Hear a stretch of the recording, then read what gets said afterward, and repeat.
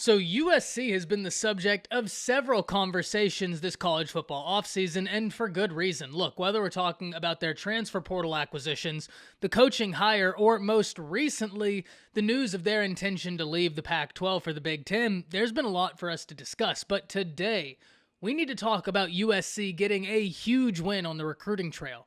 A 4-star, top 100 player in all the nation, linebacker Tackett Curtis, out the state of Louisiana. Today, we need to break down what Curtis brings to the table and what this means for USC's recruiting class going forward. But before we do, as always, y'all know the drill. I need to hear from you. Hop down to the comments, Y for yes, N for no. Are you excited that Curtis joins USC's class? And let me know what you're thinking. If you are new to the channel, be sure to subscribe. Hit that bell notification as I do constant college football content. You don't want to miss any of it. And if you enjoyed this content, like and comment down below as those interactions are massive. But having said all that, let's jump right into this. And first and foremost, we need to discuss what Tackett Curtis brings to the table. Because Curtis stands 6'2", 215 pounds per 24/7 Sports, and comes in as a top 100 player in all of high school football, regardless of position. But specifically, he comes in at number 89 overall, and then number 5 linebacker in all of high school football. When you turn on his film, there's no shortage of what there is to be excited about. Because the first thing you realize is this is a guy with very high athletic ceiling. In high school, he's asked to play several different positions, from safety to kick returning to even quarterback and running back, which lets you know he has no shortage of athletic ability. And what I really love is his use of safety in high school. I think that's going to translate very well, especially when you watch how he plays safety. He is a physical, run-stuffing safety, and I think that's going to be a seamless transition to the linebacker position. Especially, we talk consistently here on this channel about the new ways offenses are attacking linebackers. So if you have a linebacker that has a ton of athleticism, it's only going to serve your defense even better. And this, being someone who's played defensive back at the safety position, is going to have a greater understanding of coverages than someone who's spent all their time at the linebacker position and never really been asked to do so. So I think that's the first thing you have to love when you turn on his film, is that he's been asked to do several different things in his time in high school that he's going to be asked to do at the next level. Now, make no mistake, there's going to be a monumental jump between college football and high school football. I say this all the time. It might as well be a totally different game, but the point still remains that he at least has some baseline level of understanding as to how to be successful when doing that, so that translation could and should be easier for someone such as this. The next thing you like is the physicality he plays with, because it doesn't matter whether he's targeting the ball carrier or the lead blocker. If he makes contact with you, you're going to feel it. And on more than one occasion, I watched him use the lead blocker as a battering ram to take down the ball carrier, which was really impressive. He will blow right through the lead blocker, go right through their chest, send them flying, and keep on going like a speeding missile to the ball carrier. That's the type of physicality you either have or you don't. You really can't get that, and this is someone who plays with a really ferocious edge, something that I love for linebackers to have, because they're going to be tone setters. Not only are they the quarterback of your defense, you need them to provide a lot of energy to the defense, a lot of juice, and whenever you have a tone setter like this who brings that level of physicality, you can bet your bottom dollar that's going to be infectious. So whenever we're talking about what Curtis brings to the table from a film standpoint, I think there's a lot to like. His athleticism, his understanding of multiple different positions, and the physicality he brings to the table are all things I think you need to be very excited about if you are a USC fan. Because USC gets this big-time win over the likes of Ohio State and Wisconsin, two institutions that recruit at a very high level. Ohio State recruits as well as anybody in the nation. So, big win for USC, but now what does this mean for USC's class going forward? Because there's been some chatter in recent weeks. Is it time for USC to start worrying?